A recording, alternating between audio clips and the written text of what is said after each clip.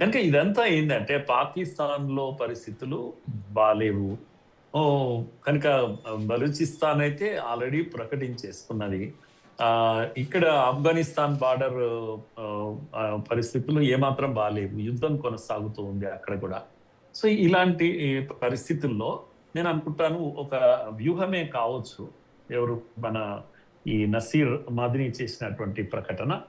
కానీ భారత్ చాలా అప్రమత్తంగా ఉంది రోజా గారు. అప్పుడు ఉన్నట్టుగా లేరు ఇప్పుడు.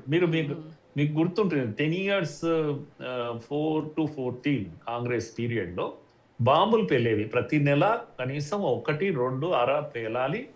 ఓ 10 పరకో చస్తూ ఉండాలి. దేశం అన్నాక, ఇంత విశాల దేశం అన్నాక ఇలాంటివి సర్వసాధారణం. కనుక పోయిన నెల గోకుల్ చాట్ లో పేలింది కనుక ఈ నెల తప్పకుండా దిల్సుఖ్ నగర్ లో పేలుతుంది. అది పేలుతుంది. పేలాక ఒక హోమ్ మినిస్టర్ మీడియాకు వస్తాడు, ఇది పిరికందల చర్య అంటూ ఉంటాడు. ఇలాంటివి ఒక రొటీన్ వేలో మనం వినేవాళ్ళం.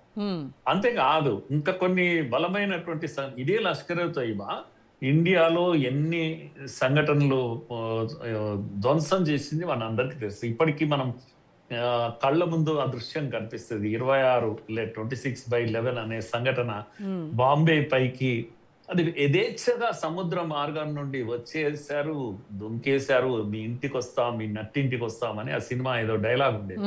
అలాగే వచ్చారు వాళ్ళు. వచ్చేసారు, ముంబై పైన దాడులు చేశారు. 3-4 days వాళ్ళ గుప్పిట్లో పెట్టుకున్నారు బాంబే ఏంటమ్మా మనకు, అది రాజధాని, మనకు ఆర్థిక రాజధాని అది. ఈ కనుక 140 కోట్ల భారతీయులకు అవమానం కాదా ఇది? ఎంతటి అవమానం అసలు! ఎంత చిన్న దేశం పాకిస్తాన్. వచ్చిన 4 వీళ్ళు టెర్రరిస్టు ఎలా రాగలుగుతారు? ఎలా ఒక నగరాన్ని తమ గుప్పిట్లో పెట్టుకుంటారు? 166 ప్రాణాలు కళ్ళ ముందు పోయాయి. 100 మంది, 300 నుంచి 400 మంది గాయాల పాలైపోయారు. ఇంత విచ్చలవిడితనము లష్కర్ తోయిబా చేసినటువంటి నిర్వాకమే. కనుక ఎల్ఈటి అనేది చిన్న సంస్థ ఏం కాదు. అతనికి ఈ రోజు కూడా ఆ పేరు హఫీజ్ సయీద్ అనే పేరు చెప్తే ఒళ్ళు జలధరిస్తుంది మన దేశంలో చాలా మందికి. ఎందుకంటే చేయగలగాడు, చేస్తూనే వచ్చాడు. మరి ఎందుకు ఇప్పుడు ఆగిపోయాడు? ఎవరు ఆపారు అంటే మన బలం కూడా చాలా పెరిగింది. ముఖ్యంగా ఇంటెలిజెన్స్ చాలా బలంగా పనిచేస్తుంది. ఇప్పుడు కూడా సార్, అంటే అంతర్జాతీయంగా పాక్ ను మనము డిప్లొమాటిక్ గా డిఫెన్స్ లో పడేసేందుకు ఇక్కడ మనం ఎలాంటి అవకాశాన్ని భారతదేశం ఉపయోగించుకోవాలంటారు? అంటే మనకున్న ఒక్క అడ్వాంటేజ్, డిసడ్వాంటేజ్ రెండు ఒకటే అమ్మా. ఒకటి ఆర్థికంగా వేగంగా ఎదుగుతూ ఉన్నటువంటి సమయము. జెలసీ ఫ్యాక్టర్స్ మీరు బలహీనంగా ఉన్నారు. పాకిస్తాన్కు ఎందుకు చైనా సహకరిస్తుంది, ఎందుకు అమెరికా సహకరిస్తుంది? వీళ్ళ డిప్లొమసీ కారణంగా. వీళ్ళేదో ఇవ్వడానికి వీళ్ళ దగ్గర ఏమన్నా ఉందా? ఏమీ లేదు. వీళ్ళము ఉన్న నేలను, దేశాన్ని వాళ్ళకి అప్పచెప్పుకుంటారు. అయ్యా మేము రోడ్ వేసుకుంటాము అంటే చైనాను రండి అని పిలుస్తారు. అయ్యా మా ఆర్మీ స్థావరాలను ఇక్కడ పెట్టుకుంటాము అంటే రండి ఆహ్వానిస్తారు. కనుక ఒక సార్వభౌమ దేశం ఉండే లక్షణం అది. భారత్ అలా చేయగలుగుతుందా? అందుకే మనం వేగంగా ఎదుగుతున్న దేశంగా మనము జెలసీ ఫ్యాక్టర్ ను ఫేస్ చేస్తున్నాం అందరితో.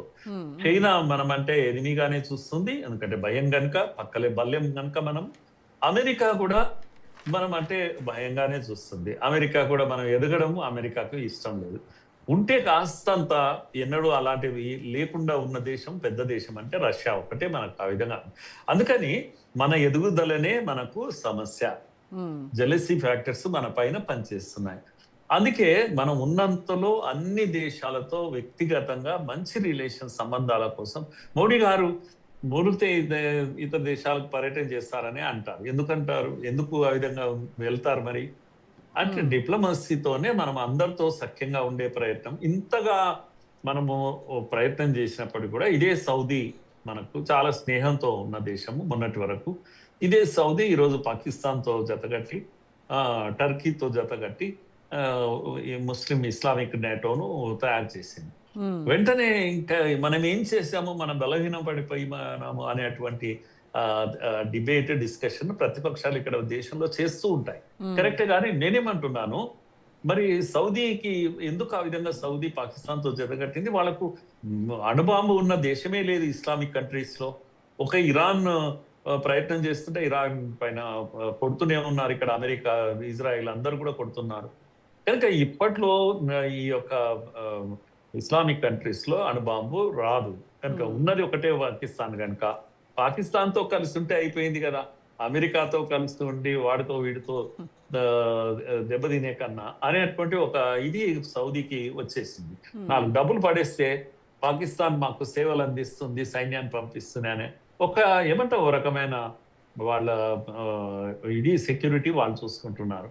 టర్కీకి దీంట్లో స్వార్థం ఉంది కనుక టర్కీ కూడా కలుస్తుంది. ఇప్పుడు కానీ at the same China time support UAE China support లేనిది పాక్ ఇంతగా రెచ్చిపోదు సార్. కంప్లీట్ గా పాక్ ఆధారపడింది ఓన్లీ చైనా సపోర్ట్ మీదనే. సో అలా అందుకోసమే UN లో మనం చూస్తే కదా సార్, ఉగ్రవాదం పైన ఎప్పుడు బ్యాన్ విధించాలన్నా కూడా చైనా అడ్డుపడుతూ ఉంటుంది. ఇది మనం కొంతకాలంగా చూస్తూనే ఉన్నాం. అంటే ఈ గ్లోబల్ పాలిటిక్స్ మారనంత వరకు కూడా ఈ సమస్యకు శాశ్వత పరిష్కారం దొరకదంటారా? ఇంకా అంతే కదమ్మా. మనకు గ్లోబల్ సిచ్యువేషన్ కంప్లీట్ గా మారాలి. ఆ, ఎప్పటికప్పుడు వీటో ఉపయోగిస్తున్నది కూడా చైనానే మనకు వ్యతిరేకంగా. యుఎన్ఓలోనే డిక్లేర్ చేశాం కదా ఇతన్ని హఫీజ్ సయీద్ ను టెర్రరిస్ట్ గా గుర్తించింది యుఎన్ఓ. అమెరికా కూడా గుర్తించింది. కానీ చైనా సపోర్ట్ చేయలేదు, మనకు వీటో చేసింది చాలా సార్లు. కనుక చైనా యొక్క అవసరాలు చైనాకు ఉన్నాయి. అయితే నేను ఇవన్నీ చెప్పినప్పటికీ కూడా నేను ఇంకొక మాట అంటున్నాను, మనకు ఇప్పట్లో భయపడే పరిస్థితులు లేవు. జెలసీ ఫ్యాక్టర్స్ తో వాళ్ళు అందరూ ఒకటి అవుతున్నటువంటి ఇవి కనపడ్డా మనకు ఇప్పటికిప్పుడు వస్తున్నటువంటి ఉదాహరణకు ఇజ్రాయిల్ కూడా ఆందోళన చెందుతోంది. పాకిస్తాన్ సౌదీతో కలవడం అనేది ఇజ్రాయెల్ ను మరింత డిస్టర్బ్ చేస్తున్నటువంటి విషయం. కనుక వరల్డ్ పాలిటిక్స్, గ్లోబల్ పాలిటిక్స్ ఎంత అది ఇది అవుతున్నప్పటికీ కూడా మనము భయపడాల్సినటువంటి పని లేదు. ఇప్పుడు బంగ్లాదేశ్ మొన్నటి వరకు మనము ఎనిమీగా కనపడ్డాము, అంతకుముందు స్నేహంగా ఉన్నాము, మళ్ళా స్నేహితము అవుతాము, రేపో మాపో అవుతాము. హసీనాను కూడా పంపించే ప్రయత్నం మనం చేస్తున్నాం. కనుక వాళ్ళ అవసరాలు, బంగ్లాదేశ్ అవసరాలు కూడా అలాగే ఉంటాయి. ఇంత పెద్ద బార్డర్ 3,000-4,000 కిలోమీటర్ల బార్డర్ ఉన్న బంగ్లాదేశ్ మనల్ని కాదని ఎక్కడ ఏ దేశంతో వెళ్తుందండి? వాళ్ళ ఆర్థిక అవసరాల కోసం ఎక్కడ వెళ్ళినా కూడా ఇబ్బంది ఏమి ఉండదు. బంగ్లాదేశ్ మనల్ని ఏ రోజు కూడా డిస్టర్బ్ చేయలేదు.